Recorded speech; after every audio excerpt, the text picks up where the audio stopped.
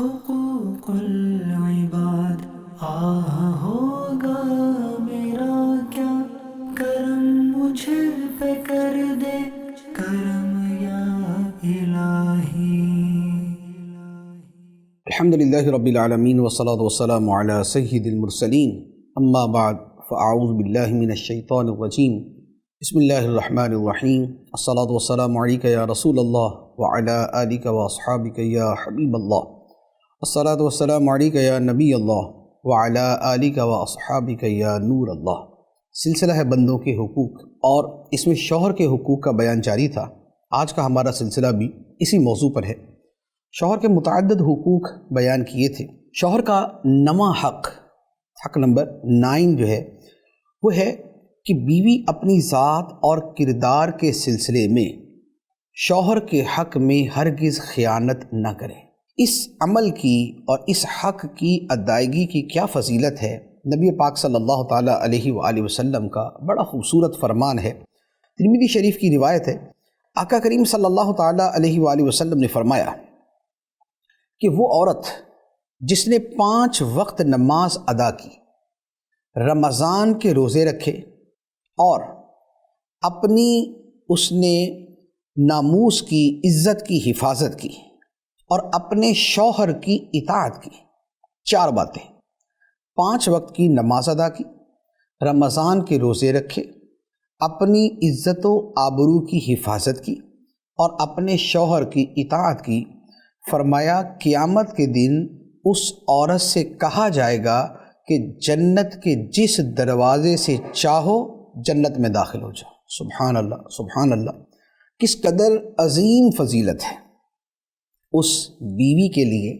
جو نماز کی، روزے کی اور شرم و حیا کی پابند ہو اور اس کے ساتھ اپنے شوہر کی اطاعت گزار ہو۔ اس کے لیے اتنی عظیم فضیلت کہ جنت کے 8 دروازے ہیں اور اسے یہ کہا جائے گا کہ جس دروازے سے چاہو تم جنت میں داخل ہو جاؤ۔ سبحان اللہ، جنت کے کسی ایک دروازے سے بھی داخلہ مل جائے تو خوش نصیبی ہے، خوش قسمتی ہے، لیکن جو شوہر کی فرما بردار بیوی ہے اس کے لیے کتنی عظیم بشارت ہے کہ 8 دروازوں سے اسے جنت میں داخل ہونے کی اجازت ہوگی۔ لیکن یہ فضیلت کس صورت میں ہے؟ وہ یہ کہ وہ اپنی ناموس کی حفاظت کرے، نماز روزے کی پابندی کرے اور شوہر کی اطاعت کرے۔ اب اپنے ذات اور کردار کے حوالے سے خیانت نہ کرنا، آج کے زمانے میں بعض لوگوں کے اعتبار سے تو یہ بات بڑی عجیب ہو سکتی ہے کہ بھئی ایک عورت شادی شدہ ہے تو وہ اپنے معاملات میں خیانت کیسے کر سکتی ہے، عزت اور شرم کے معاملات میں خیانت کیسے کر سکتی ہے؟ لیکن بعض عورتیں وہ ہوں گی کہ جن کے لیے یہ کوئی اجنبی شے نہیں۔ وجہ یہ کہ موبائل کا زمانہ ہے اور موبائل کے ذریعے رابطہ کرنا کسی کے ساتھ بھی کتنا آسان ہے، اسے ہم میں سے ہر کوئی سمجھتا ہے۔ پھر موبائل کے اندر جو نیٹ کا آپشن ہے، واٹس ایپ کا آپشن ہے، فیس بک کا آپشن ہے اور جو اس کے علاوہ سوشل میڈیا کے دوسرے فورمز ہیں، یہ سب اویلیبل ہے۔ اور جہاں پر ایک مرتبہ خیانت کی ابتدا ہو جاتی ہے تو پھر اس کے بعد معاملہ بڑھتے بڑھتے کہیں سے کہیں پہنچ جاتا ہے۔ اگرچہ دنیا میں کسی کو پتہ نہ چلے، شوہر کو پتہ نہ چلے، اس کے گھر والوں کو پتہ نہ چلے، لیکن رب العالمین جو لطیف و خبیر ہے، جو علیم بذات الصدور ہے، جو آنکھوں کی خیانتوں کو جانتا ہے، بندے کی خلوت و جلوت جس کے سامنے برابر ہے، اسے معلوم ہے کہ کس کا جلوت کا کردار کیا ہے اور خلوت کا کردار کیا ہے۔ تو لہذا یہ معاملہ بڑا اہم ہے کہ شرم و حیا کے معاملات میں عورت اپنی ذات میں کسی خیانت کی مرتکب نہ ہو۔ اب یہ وہ چیز ایسی ہے کہ جسے شاید میں زیادہ تفصیل سے بیان نہیں کر سکتا، لیکن جو اس میں بیان کیا گیا اور جو آقا کریم علیہ السلام نے فرمایا ہے وہ بڑا واضح ہے کہ نماز روزے کی پابندی اور اپنی شرم و حیا کی حفاظت اور شوہر کی اطاعت والی کے لیے، جس میں 4 اوصاف ہیں، اس کے لیے جنت کے 8 دروازے کشادہ ہوں گے۔ یہ تو تھا اپنی ذات کے حوالے سے کسی قسم کی خیانت نہ کرنا۔ اب اس کے بعد اگلی چیز ہے شوہر کے مال میں کسی قسم کی خیانت نہ کرنا بلکہ اس کے مال کی حفاظت کرنا۔ شوہر کے مال کی حفاظت کرنا یہ بڑا اہم ہے۔ قرآن مجید میں اللہ تعالیٰ ارشاد فرماتا ہے فالصالحات قانتات حافظات للغیب بما حافظ اللہ۔ فرمایا تو نیک عورتیں وہ ہیں جو فرما بردار ہیں، حفاظت کرنے والی ہیں، حالت غیب میں عدم موجودگی کی حالت میں حفاظت کرنے والی ہیں، اس وجہ سے کہ اللہ نے اس شے کی حفاظت فرمائی، اس شے کی حفاظت کا حکم دیا یا اس شے کی حفاظت کی توفیق دی۔ اب عورتیں حافظات ہیں، حفاظت کرنے والیاں۔ حفاظت کرنے والیاں کس چیز کی؟ حفاظت کرنے والیاں عزت و ناموس کی بھی اور شوہر کے مال کی بھی۔ تو شوہر کے مال کی حفاظت یہ بھی بیویوں کی ذمہ داری میں آتی ہے جب کہ ان کے پاس مال رکھا جائے۔ یعنی شوہر مال رکھتا ہی نہیں ہے تو پھر تو ان کے اوپر کوئی چیز لازم نہیں ہوگی، لیکن اگر ان کے پاس مال رکھا جاتا ہے تو اس کی حفاظت کرنا یہ بیوی کی ذمہ داری۔ اچھا، اب اس کی تفصیل کیا ہے؟ مال کی حفاظت کرنے کی تفصیل، سب سے پہلی بات تو یہ ہے کہ شوہر کا مال اس کی اجازت کے بغیر کہیں خرچ نہ کرے۔ اجازت سے کیا مراد ہے؟ اجازت سے ایک تو یہ ہے کہ شوہر نے صراحتاً اجازت دی ہے کہ یہ پیسے تم جہاں چاہو خرچ کر سکتی ہو، ایک تو یہ اجازت۔ دوسری اجازت یہ ہے کہ کسی جگہ خرچ کرنا ہے اور اب بیوی نے پوچھ لیا کہ میں فلاں شے خریدنا چاہتی ہوں، کوئی کپڑے ہیں، کوئی اور چیز ہے میں خریدنا چاہتی ہوں یا میں کسی کو دینا چاہتی ہوں، تو مجھے اجازت ہے، اور شوہر کہہ دے کہ ہاں اجازت ہے، تو یہ دوسری اجازت کی صورت ہے۔ اور یہ دونوں صورتیں صریح اجازت، یعنی واضح الفاظ کے اندر جو اجازت ہے یہ اس میں شامل ہیں۔ تیسری صورت یہ ہوتی ہے کہ شوہر کی طرف سے زبان سے کہہ کر تو اجازت نہیں، لیکن جو عام طور پہ چھوٹے موٹے اخراجات کیے جاتے ہیں یہ وہ خرچہ کرنا ہے، اور عام طور پہ گھروں میں ایسا خرچہ کیا ہی جاتا ہے، اور شوہر اس طرح کے خرچہ کرنے سے منع بھی نہیں کرتے اور ایسے خرچوں کا برا بھی نہیں مناتے۔ تو یہ وہ صورت ہے کہ جو اجازت میں داخل ہے۔ تو لہٰذا اب بیوی نے شوہر کا مال خرچ کرنا ہے، روپے پیسے خرچ کرنے ہیں، تو اس کا طریقہ یہ ہوگا کہ یا تو صراحتاً اجازت لے، اور یا یہ ہے کہ شوہر کی رضامندی کو سمجھتے ہوئے وہیں خرچ کرے جہاں اس کی عام طور پہ اجازت ہوتی ہے۔ اچھا، اس میں یہ بھی داخل ہے کہ بیوی نے اگر صدقہ و خیرات کرنا ہے اور وہ شوہر کے مال سے کرنا ہے تو اب صدقہ و خیرات بھی اتنا ہی کرے گی جتنے کی شوہر نے اجازت دی، اور وہیں کرے گی جہاں خرچ کرنے کی اجازت دی۔ مثال کے طور پہ اگر شوہر نے کہہ دیا کہ یہ جو گلی محلے کے اندر بھیک مانگنے والے آتے ہیں ان کو پیسہ نہیں دینا، تو اب یہ جب منع کر دیا تو اب بیوی یہ نہیں کہے گی کہ نہیں جی فقیر لوگ ہیں، پریشان ہیں، میں ان کو خرچ کر دیتی ہوں۔ بیوی کا تو مال ہے نہیں، مال تو شوہر کا ہے، تو جس کا مال ہے اس نے منع کر دیا تو اب بیوی اسے خرچ نہیں کر سکتی۔ اچھا، اسی طریقے سے بعض اوقات کیا ہوتا ہے کہ کچھ لوگوں پہ خرچ کرنے سے شوہر منع کرتا ہے، کچھ رشتہ دار ہوتے ہیں ان پہ خرچ کرنے سے منع کرتا ہے، تو جب مال شوہر کا ہے تو اب اسی کا حکم اس میں چلے گا، اور اس کے منع کرنے پر بیوی کو اجازت نہیں ہوگی کہ وہ اپنا مال وہاں خرچ کرے۔ تو یہ وہ چیز ہوتی ہے کہ جس میں بعض اوقات بڑی عجیب و غریب سی صورتحال پیش آ جاتی ہے۔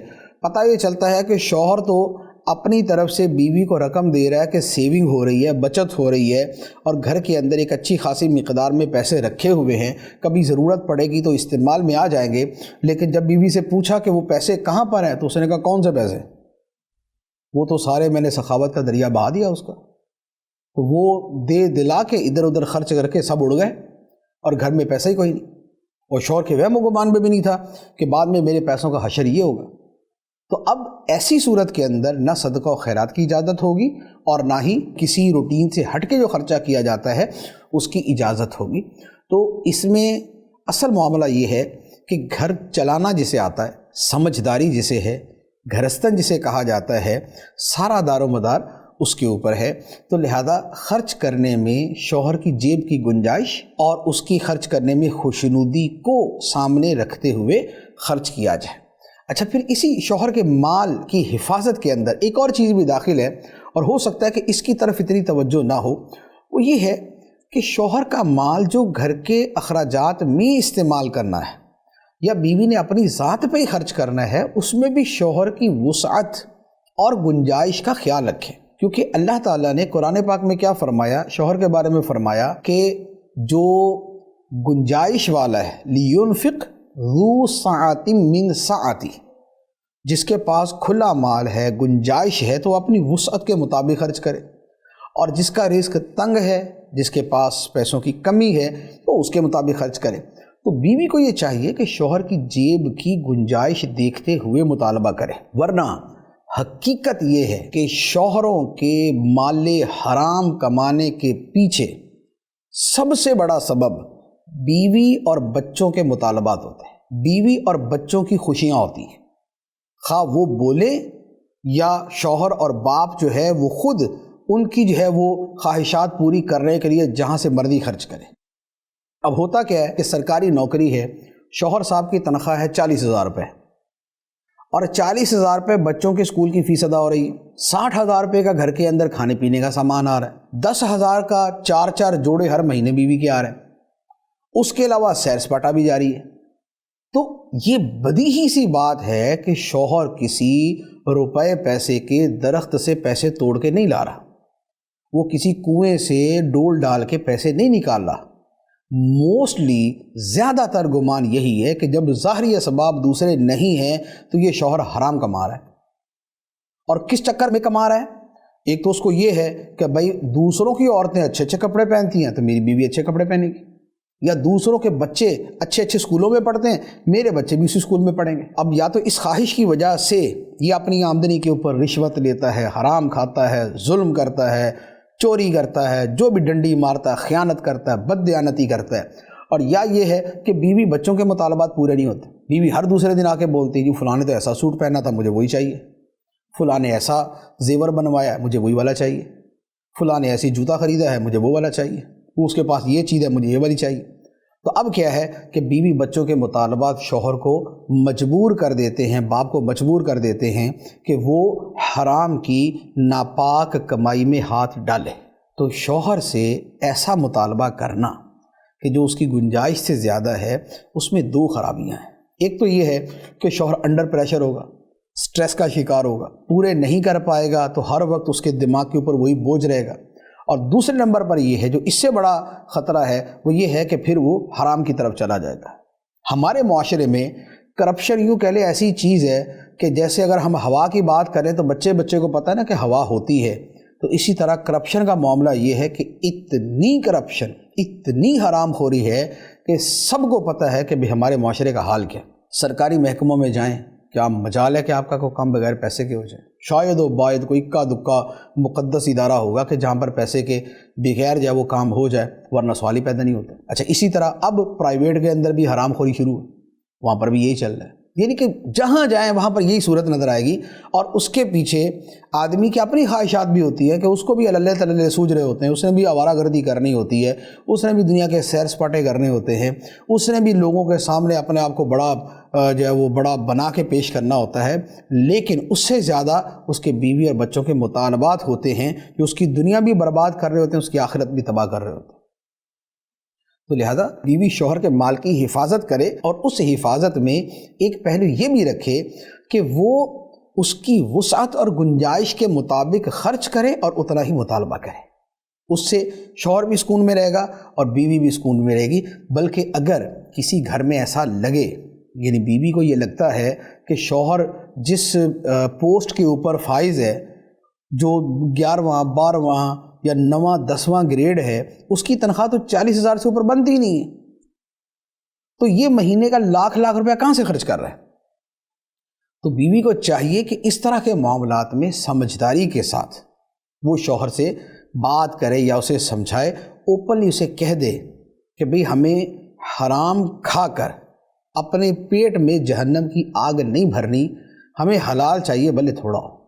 آپ یقین کریں بہت سے گھروں کے اندر اگر بیوی بچے جو ہے وہ کمانے والے کو تھوڑا سا اس حوالے سے ریلیکس دیں اور اس سے بات کریں، تو شاید کتنے گھروں کے اندر جو رزق حرام وافر چل رہا ہے وہ ختم ہو جائے، رزق حرام ختم ہو کے رزق حلال آ جائے۔ تو لہذا شوہر کے حقوق میں سے اس کے مال کی حفاظت کرنا ہے، لیکن اس مال کی حفاظت کے ساتھ اور دیگر کئی اسپیکٹس ہیں کہ جن کو پیش نظر رکھنا چاہیے۔ شوہر کے حقوق میں ایک اور بڑی اہم بات، اور یہ وہ اہم ہے کہ یوں کہہ لے کہ شاید ایک زمانے میں شادی کے بعد سب سے بڑا مقصد انسان کا یہی رہ جاتا ہے کہ بھائی اس نے شادی اس کام کے لیے کی. وہ کیا ہے؟ وہ ہے اولاد کی صحیح تربیت. اولاد کی صحیح تربیت یہ شادی کا یوں کہہ لے کہ سب سے بنیادی مقصد ہوتا ہے. ہوتا یہ ہے کہ شادی سے پہلے تو شادی کا عام طور پہ ایک ہی سبب نظر آ رہا ہوتا ہے کہ بس شکل صورت کے اعتبار سے جو ہے نا وہ ایسی اور ویسی ہونی چاہیے. لیکن شادی کے بعد کچھ عرصے تک اس کو یہ ہوتا ہے کہ بس تھوڑا افہام و تفہیم سے اچھے طریقے سے چلنے والے اور گھر کا نظام چلائے. اور اس کے بعد تیسرے نمبر پہ ہوتا ہے کہ اولاد کی تربیت اچھی کر دے، اور پھر وہ کہتا ہے کہ بھائی مجھے ہر شے قبول ہے لیکن میری اولاد کی تربیت اچھی کر دے. شادی سے پہلے ہوتا ہے کہ شکل صورت دیکھوں گا، اس کے بغیر شادی نہیں کروں گا. لیکن شادی کے مہینے 2 مہینے 4 مہینے بعد شکل صورت والا چکر سائیڈ میں ہو جاتا ہے، اور پھر یہ ہوتا ہے کہ بھئی میرے گھر کا نظام صحیح چلے، مجھے وقت پہ کھانا ملے، مجھے وقت پہ کپڑے مل جائیں، میرے گھر میں صفائی ستھرائی ہو، میرے خاندان والوں کے ساتھ اچھا میل ملاپ ہو، معاشرے کے اندر میری بیوی کی وجہ سے عزت بنے. اب آ جاتا ہے اس کا کردار. پہلے شکل صورت، پھر آ جاتا ہے کردار. اور جب 2-4 بچے ہو جاتے ہیں اور شادی کو 10 سال گزر جاتے ہیں تو پھر وہ کہتا ہے کہ بھائی گھر کے کام کاج بھی گئے ادھر ادھر، ماسی رکھو، جو مرضی کرو، یہ گھر کا نظام جیسے مرضی چلاؤ، لیکن میرے بچوں کی تربیت اچھی ہونی چاہیے. یہ ایگزیکٹ وہ ترتیب ہے جو حقیقی دنیا کے اندر پائی جاتی ہے.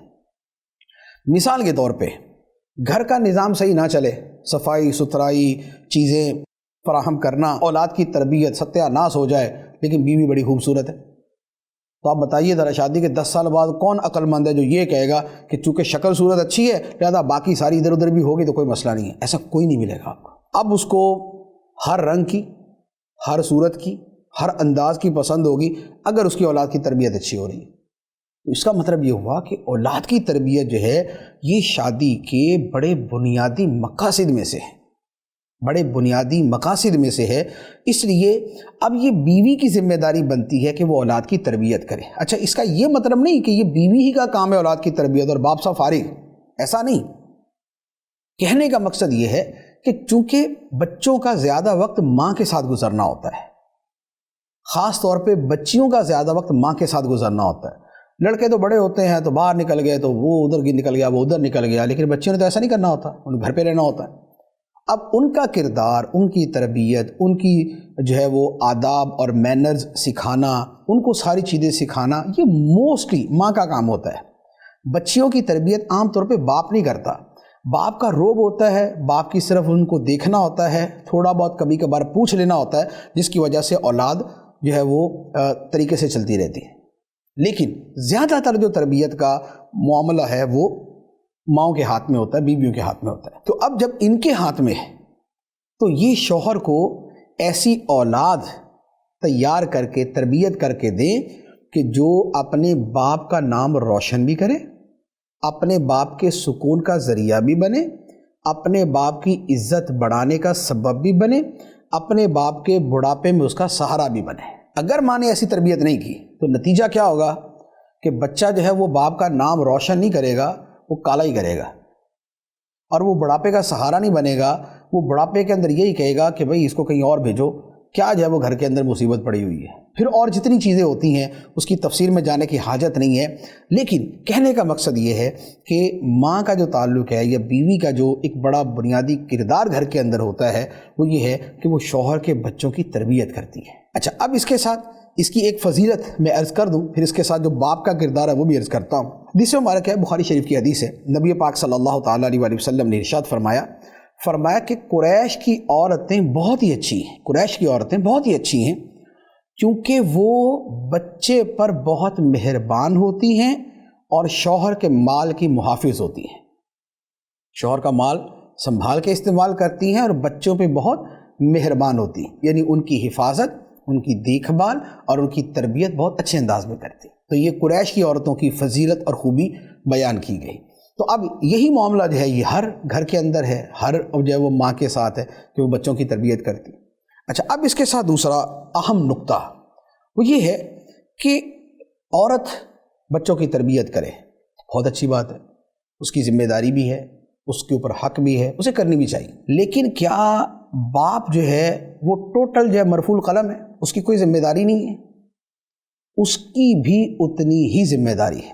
یہ نہیں ہو سکتا کہ باپ جو ہے وہ خود رات کو 1 بجے 2 بجے گھومتا گھماتا جھومتا جھماتا جو ہے وہ گھر پہ واپس آئے اور بچوں کے بارے میں یہ سمجھے کہ بچے اس کے تہجد گزار ہوں گے اور بڑے نمازوں کے پابند ہوں گے، بڑے شرم و حیا والے ہوں گے، بڑے آداب والے ہوں گے۔ ایسا ہوتا نہیں۔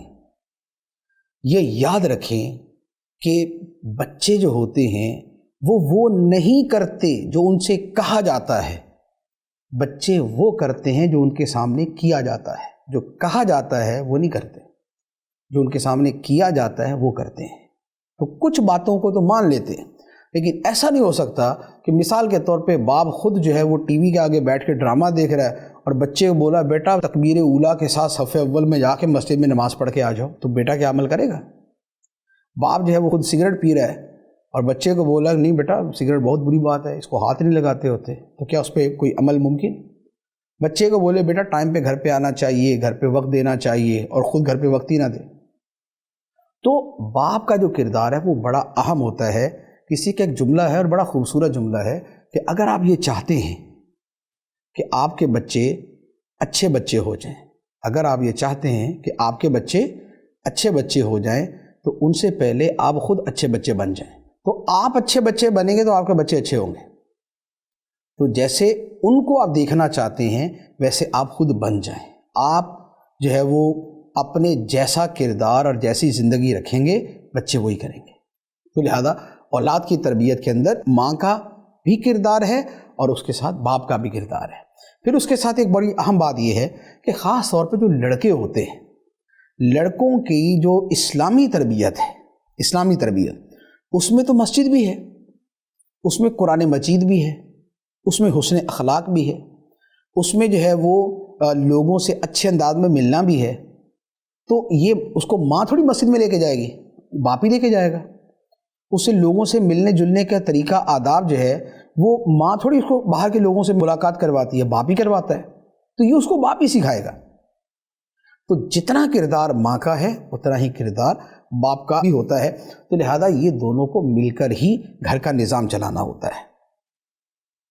ایک اور حق جو بیویوں پر حق بنتا ہے وہ یہ ہے کہ گھر کے معاملات میں جو صفائی ستھرائی کا پہلو ہے اسے بہتر سے بہتر کرنا۔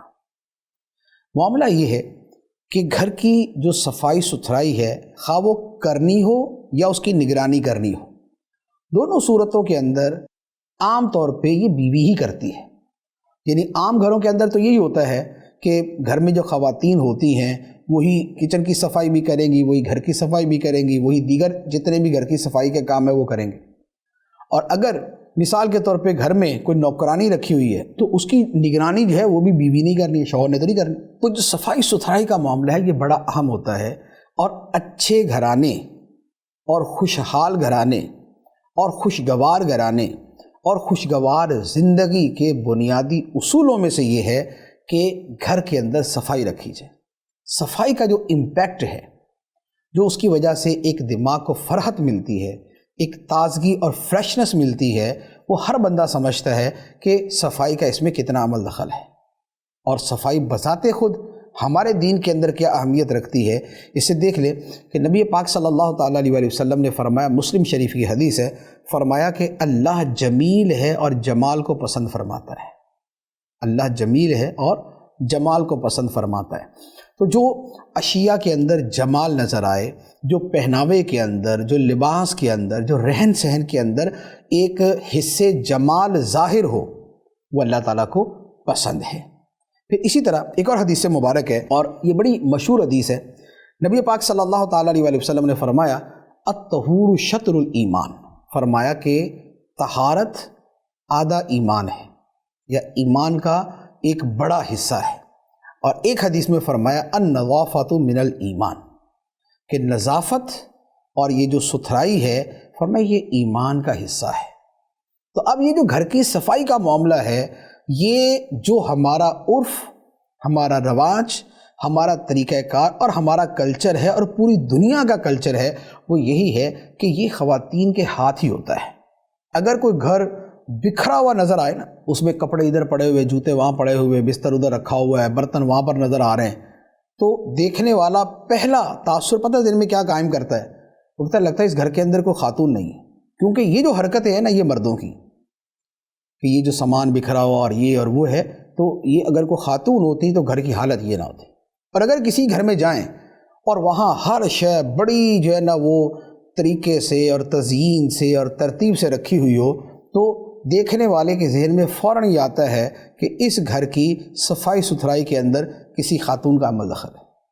کیوں؟ اس لیے کہ ان کے مزاج کے اندر یہ چیز ہوتی ہے، نفاست، نظافت، صفائی، یہ ان کے مزاج کے اندر داخل ہوتی ہے۔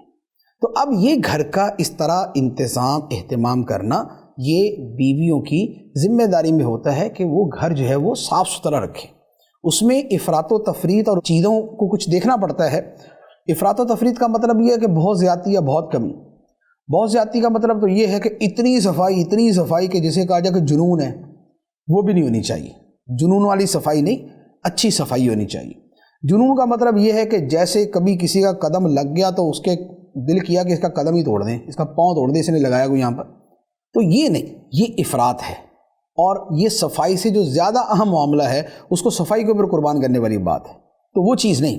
لیکن اس کے ساتھ جو اور گھر کی صفائی ہے کہ یہ نہیں ہے کہ ابھی صبح اٹھے تو اب بستر بکھرے کے بکھرے ہوئے ہیں اور بالکل ایک انتشار احوال جو ہے وہاں پر نظر آ رہا ہے، ایسا نہیں۔ جیسے گھروں کے اندر ہوتا ہے، کچن کے اندر برتن پڑے ہوئے، ایک دن 2 دن پڑے ہوئے، بو آ رہی ہے، کاکروچ پھر رہے ہیں، بری حالت ہے ان کی، پرواہی کوئی نہیں۔ اب وہ شوہر اگر کہیں صفائی پسند آگے ہو گیا تو پھر تو اور مسئلہ بڑھ جاتا ہے۔ شوہر صفائی پسند ہے، بیوی کو پسند نہیں ہے کرنا، تو اب معاملہ یہ ہے کہ وہ ہر وقت جو ہے نا وہ ذہنی طور کے اوپر اذیت کا شکار ہے کہ بھی یہ گھر کے اندر صفائی کیوں نہیں۔ تو گھر کی صفائی جو ہے یہ گھر کی عزت ہے، گھر والوں کی عزت ہے، یہ ہمارے دین کے احکام میں سے ہے، اور یہ صفائی جو ہے یہ خدا کو پسند اور یہ ہر بندے کو پسند ہوتی ہے۔ پھر اس صفائی کے ساتھ ایک اور چیز بھی ہے کہ گھر کی صفائی کا مطلب گلی میں گندگی ڈالنا نہیں ہوتا۔ گھر کی صفائی کا مطلب یہ ہے کہ گھر اور گھر کا باہر دونوں ہی صاف ہوں، اور آپ کی صفائی دوسرے کی گندگی کا ذریعہ نہ بنے۔ ایسا نہیں ہے کہ گھر کی پوری صفائی کی، کوڑا جمع کیا، اب کہا کہ بیٹا ذرا پڑوسیوں کے گھر کے آگے جا کے ڈال کے آنا، جیسا کہ ہمارے یہاں ہوتا ہے۔ یعنی عورتیں یہ نہیں بولتی کہ ایسا کر کے آنا، لیکن بچوں کی تربیت نہیں کرتے تو کرتے یہی ہیں وہ۔ تو صفائی ایسی کہ گھر صاف اور گھر کا باہر بھی جو ہے وہ صاف ہونا چاہیے۔ شوہر کے حق کے اعتبار سے ایک اور بڑا خوبصورت معاملہ، جس میں بہت سی صورتیں واجبات میں نہیں آئیں گی، لیکن یوں کہہ لے کہ ایک اچھے گھرانے میں اور ایک اچھے تعلقات کے اعتبار سے یہ چیزیں شامل ہیں۔ وہ کیا ہے؟ وہ ہے گھر کی چیزیں اپنی اپنی جگہ پہ رکھنا۔ یہ صرف بیوی کا حق نہیں، یہ گھر کے ہر فرد کی ذمہ داری ہوتی ہے کہ وہ گھر کی چیزوں کو ان کی جگہ پہ رکھے۔ لیکن چونکہ گھر میں جو رکھنے اور ڈھانپنے اور ڈھانکنے کا جو کام ہوتا ہے وہ عام طور پہ بیوی کے ہاتھ میں ہوتا ہے، تو اس کو پھر اس کی فکر جو ہے وہ زیادہ کرنی ہوتی کہ اس نے کون سی چیز کہاں رکھی ہے۔ اب یہ کیا ہوتا ہے کہ ہر شے ہر وقت استعمال نہیں ہوتی، ایک۔ دوسرا، کچھ چیزیں وہ ہوتی ہیں جو ہر وقت استعمال ہوتی، جیسے مثال کے طور پہ یہ پانی کا گلاس ہے۔ اب پانی کا گلاس یا اور چھوٹی موٹی ضرورت کی چیزیں وہ ہیں کہ جو دن میں بار بار استعمال ہونی۔ اب پتہ یہ چلا کہ جناب رات کو سونے سے پہلے گلاس ایسی جگہ چھپا کے رکھے ہوئے ہیں کہ اب اگر شوہر کو پیاس لگی یا وہ باہر سے آیا تو وہ اس گلاس کی ایسے تلاش کرے گا کہ جیسے معرفت کی تلاش کر رہا ہے یا جیسے ہیرے جواہرات کی تلاش کر رہا ہے، کیونکہ رات ہے، شور بھی نہیں کرنا اور چیز بھی تلاش کرنی ہے۔ اب وہ بیچارہ پیاسا جو ہے نا وہ پھرتا رہے گا اور اس کو گلاس نہیں ملے گا۔ اور یہ اتنے گھروں کا مسئلہ ہے، اتنے گھروں کا مسئلہ ہے کہ شاید جو سننے والے وہ سمجھ رہے ہوں گے کہ پتہ نہیں ہمارے گھر کا مسئلہ بیان کر رہا ہے، تو یہ واقعی آپ ہی کے گھر کا مسئلہ بیان کر رہا ہوں کہ یہ گھروں میں ایسا ہوتا ہے۔ اچھا، اسی طرح کوئی چھوٹی جو ہے نا وہ کوئی سیزر ہے، کینچی ہے، وہ چاہیے، کوئی کسی وقت ٹیپ چاہیے، پتہ چلا پتہ ہی نہیں کہاں پر ہے۔ تو طریقہ یہ ہوتا ہے کہ ہر شے کی مخصوص جگہ اور مخصوص جگہ پہ وہی شے، یہ ایک گھر میں چیزیں رکھنے کا طریقہ ہوتا ہے۔ اور گھر میں 20 چیزیں ہمیں روٹین کے اندر جو ہے اس کی ضرورت پڑتی ہے، اور ان چیزوں کو جو ہے وہ خیال کے ساتھ اپنی جگہ پہ رکھنا چاہیے، جو کثیر الاستعمال اور جو قلیل الاستعمال ہے کبھی کبھی استعمال ہوتی۔ اب یہ نہیں ہے کہ کبھی کبھی استعمال ہونے والی چیز کی جب ضرورت پڑے گی تو وہ کبھی ملے گی نہیں، وہ مارکیٹ سے لانی پڑے گی۔ کیوں؟ اس لیے کہ پتہ ہی کہاں رکھی ہوئی۔ بعض اوقات تو ایسا ہوتا ہے کہ گھر کی جو ہے وہ چابیاں جو ہے وہی پتہ نہیں کہاں رکھی ہوئی ہیں۔ کیوں؟ اس لیے کہ لاک کرنے کی ضرورت نہیں پڑتی، اب وقت کے اوپر چابیاں یاد نہیں آ رہی۔ اب کیا ہے جی، اب نئے سرے سے لاک خریدو۔ اس طرح کی 50 چیزیں ہوتی ہیں۔ سردیوں کی چیزیں وہ سنبھال کے رکھ لی، گرمیوں کی چیزیں وہ سنبھال کے رکھ لی، لیکن سردیوں کی چیزیں، اب سردی آئی تو وہ چیزیں نہیں مل رہی، گرمی آئی تو گرمیوں کی چیزیں نہیں مل رہی۔ یہ کیا ہے؟ یہ جسے کہا جاتا ہے نا کہ وہ جو ورڈ تو استعمال کیا جاتا ہے سگھڑ پن، کہ اچھے انداز کے اندر جو ہے نا یہ سارے گھر کے نظام کو چلانا، یہ اس کی جب کمی ہوتی ہے تو پھر یہ نتیجہ نکلتا ہے۔ اور اس طرح کی 20 چیزیں ہوتی ہیں۔ اچھا، اسی طرح رات کے وقت جیسے گھروں کے اندر لائٹ بند کی جاتی ہے، اب ہوتا کیا ہے، مثال کے طور پہ شوہر 10 بجے آ رہا، 11 بجے آ رہا، 12 بجے آ رہا، اب وہ صحیح آ رہا ہے یا غلط آ رہا ہے اب اس کا میٹر ہے، لیکن وہ گھر پہ آ رہا ہے۔ اب گھر کے اندر رات کے وقت موسٹلی لائٹیں بند ہوتی، ایک آدھ لائٹ چل رہی ہوتی ہے۔ اب کیا ہے کہ اب اگر اس کے پاؤں کے آگے جگہ جگہ کہیں جوتا پڑا ہوا، کہیں برتن پڑا ہوا، کہیں کوئی اور چیز پڑی ہوئی، تو اب اس کی جو ٹھوکر لگے گی نا تو سیدھا جناب یا تو اس کے دانت گئے اور یا اس کی پسلی گئی۔ تو جب گھر پہ آنا ہے تو گھر کی جو چیزیں ہیں، راست فرش ہے، وہ اس طرح رکھا جائے کہ کسی کو ٹھوکر نہ لگے، کسی کو تکلیف نہ ہو۔ اور ان ساری چیزوں کا دار و مدار کس کے اوپر ہے؟ مینرز کے اوپر، آداب زندگی کے اوپر، کہ جو گھر کے آداب ہیں وہ آنے چاہیے۔ اور اس کے پیچھے بھی ایک لاجک ہوتی ہے، وہ کیا ہے؟ وہ ہوتی ہے کہ ہمیں کسی کو تکلیف نہیں پہنچنے دینا، ہمیں کسی کو تکلیف نہیں پہنچانی، ہم نے دوسروں کو سہولت پہنچانی ہے۔ اگر یہ ایک دو جملوں کا فارمولہ اگر آپ لے لیں تو آپ یقین کریں کہ زندگی کے 20 معاملات کے اندر آسانی پیدا ہو جائے۔ پہلی بات کہ ہم نے کسی کو تکلیف نہیں دینی یا ہماری وجہ سے کسی کو تکلیف نہ پہنچے، نمبر 1۔ نمبر 2، ہمارے ذریعے دوسروں کو سہولت ملے، آسانی ملے۔ یہ آپ دفتر میں کر لیں، یا آپ گلی محلے میں کر لیں، یا آپ دکان پہ کر لیں، یا آپ اپنے گھر پہ کر لیں۔ دنیا کے اندر جو قیمت چیزوں کی ہوتی ہے نا، وہ سہولت کے اوپر ہوتی ہے۔ یہ جو آپ ہوٹلز ہوتے ہیں نا، یہ 3 سٹار، 4 سٹار، 5 سٹار، 7 سٹار، تو یہ بڑے بڑے مہنگے ہوٹلز ہیں، ان میں فرق کیا ہوتا ہے؟ فرق ایک تو یہ ہوتا ہے کہ خوبصورتی کا فرق، دوسرا سہولیات کا فرق۔ 7 سٹار کے اندر جو سہولت ہوگی وہ 5 سٹار میں نہیں ہوگی، 5 سٹار کی سہولت 4 سٹار میں نہیں ہوگی، 4 والی 3 میں نہیں ہوگی۔ سہولیات کی کمی بیشی اس کے سٹارز میں اضافہ کرتی ہے۔ تو سہولت ہر انسان کو چاہیے، ہر انسان یہ چاہتا ہے کہ اس کے لیے سہل انداز کے اندر اس کے سامنے چیزیں آئیں۔ تو لہٰذا گھر کی جو چیزیں ہیں وہ رکھنے کے اندر، ڈھانکنے کے اندر، ڈھانپنے کے اندر، وہ فرش کی صفائی کے اعتبار سے وہ اس طرح ہونی چاہیے۔ پتہ چلا رات کو کوئی چیز گری فرش کے اوپر، اس کو ایسے چھوڑ دیا، اب ایسے چھوڑ دیا، اب کیا ہوا؟ کیا باہر سے بچہ آیا یا شوہر آیا یا کوئی بھی آیا، اب اس کا جو پاؤں اس پہ پڑا وہ پھسلتے ہوئے گیا، وہ اب وہ ٹانگ توڑوائے یا جو بھی اس بیچارے کا ہو جائے۔ تو یہ کیا ہے کہ تھوڑی سی عدم توجہی سے دوسرے کتنی زیادہ تکلیف کے اندر مبتلا ہو جاتے ہیں۔ تو یہ گھر کی چیزیں رکھنے کے اعتبار سے ان چیزوں کا خیال کرنا چاہیے۔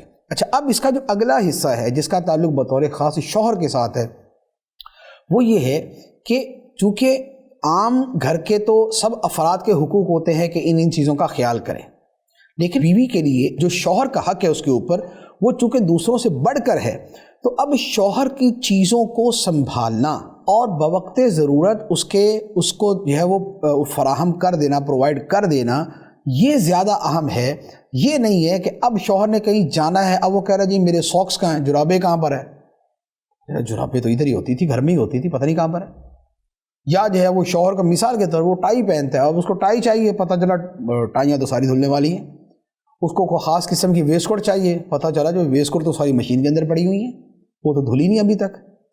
اچھا، یا اس کو اپنا جو سامان اس نے سفر پہ جانا ہے، اب اس کے بریف کیس میں، اس کے بیگ کے اندر جو سامان رکھنا ہے، تو ان ساری چیزوں کا اس کی بیوی خیال کرتے ہوئے وہ سارے رکھ کر اس کے سامنے کر دے کہ یہ آپ کا سارا سامان رکھ دیا، دیکھ لے، مزید کچھ چاہیے تو بتا دے۔ نہ یہ کہ اس ایک باکس میں 10 چیزیں رکھنی ہیں اور ان میں ایک چیز جو ہے نا گھر کے شرقی کونے سے مل رہی ہے، دوسری غربی کونے سے مل رہی ہے، تیسری شمالی سے، چوتھی جنوب سے ہے، پانچواں پتہ چلا پڑوسیوں کے پاس پہنچی ہوئی۔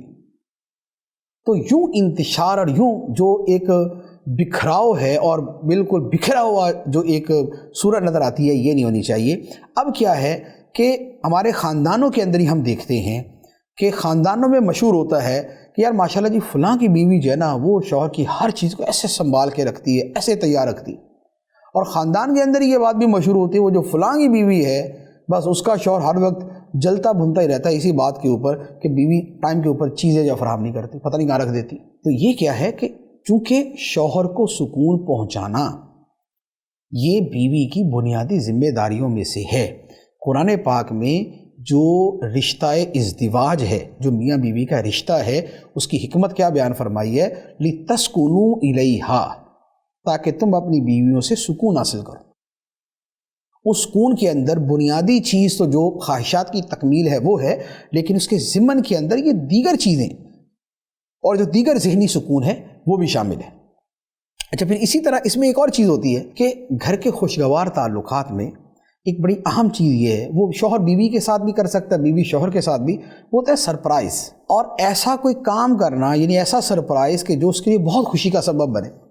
مثال کے طور پہ بیوی اگر کوئی اپنا سوٹ خرید کے لائی تو وہ شوہر کے لیے بھی کوئی چھوٹی موٹی چیز خرید کے لے آئی کہ مجھے آپ کے لیے پسند آئی تو میں نے خرید لی، یا شوہر کی ماں کے لیے خرید لی، یعنی اپنی ساس کے لیے خرید لی کہ وہ میں گئی تھی مجھے بڑی اچھی لگی تو میں نے کہا کہ اماں کے لیے خرید لیتی ہوں۔ تو اب شوہر کو خوشی ہوگی کہ میری ماں کا خیال رکھا، یا یہ بازار گئی تو اس نے میرا خیال رکھا۔ اچھا، اسی طرح شوہر اگر کہیں جاتا ہے، بازار جاتا ہے، دوسرے شہر دوسرے ملک جاتا ہے، اور وہ آتے ہوئے کوئی یونیک چیز ہے وہ اپنے گھر والوں کے لیے لے کے آتا ہے، تو یہ آپس میں پیار محبت بڑھنے ہی کا ذریعہ بنے گا۔ اور یہ بھی اگر اپنی بیوی کی ماں کے لیے، یعنی اپنی ساس کے لیے اگر یہ کوئی چیز لے آتا ہے تو اس میں کوئی ذلت نہیں ہے، اس کو یہ نہیں کہا جائے گا اوہ ہو یہ کیا ہو گیا اور یہ تو دیکھو کہاں تک پہنچ گیا۔ ایسا نہیں، خوش کرنا اور خوش رہنا اور خوشیاں دینا یہ بڑا سادہ سا فارمولہ ہے اپنے آپ کو خوش رکھنے کا۔ کچھ چیزیں ایسی ہیں جن کے بارے میں یہ کہا جاتا ہے کہ آپ جب یہ کسی کو دیتے ہیں تو آپ دیتے نہیں ہیں، آپ لیتے ہیں۔ وہ کیا ہے؟ خوشی۔ جب آپ کسی کو خوشی دیتے ہیں تو آپ اس کو خوشی دیتے کم ہیں، آپ کو ملتی زیادہ ہے۔ اصول یہ ہے خوشیاں دو، خوشیاں لو۔ جب آپ خوشیاں دینا شروع کر دیں گے آپ کو خوشیاں ملنا شروع ہو جائیں گے، اور جب آپ یہ کہیں گے کہ مجھے خوشی ملے اور میری طرف سے بھلے سارے جناب وہ جائیں جناب وہ جہاں مرضی، تو پھر سوال ہی پیدا نہیں ہوتا کہ آپ کو خوشی مل جائے۔ تو اصول میں نے عرض کر دیا کہ خوشیاں دو، خوشیاں لو۔ آپ جتنی خوشی دیں گے آپ یقین کریں اس سے 2 گنا بلکہ 10 گنا ہو کے آپ کو واپس ملے گی۔ تو بیوی شوہر کو جتنی خوشی دے گی اس سے زیادہ اسے واپس ملے گی، شوہر بیوی کو جتنی خوشیاں دے گا اس سے زیادہ واپس ہو کے اس کو ملے گی۔ اللہ تبارک و تعالی ہمیں ان چیزوں کو سمجھنے، دین کی ان باتوں کو سمجھنے اور ان پر عمل کرنے کی توفیق عطا فرمائے، آمین، بجاہ النبی الامین صلی اللہ علیہ وسلم۔ حقوق العباد ہوگا میرا کیا کرم مجھ پہ کر دے